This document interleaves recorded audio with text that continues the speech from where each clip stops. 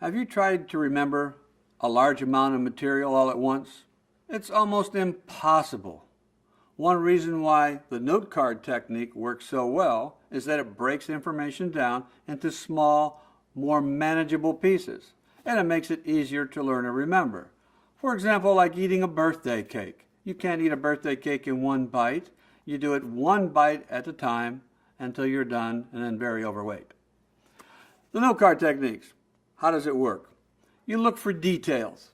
Steps, stages, phases, characteristics, arguments, pros, cons, anything you could be tested on, and you make a list on the back of the note card. 1, 2, 3, 4, 5, 6, so forth. If you use numbers, that will help you remember. On the other side of the note card, you make a question that requires the whole answer. And then you get a pile of these and you quiz yourself on a regular basis. Look at the question, say the answer out loud from memory, and check.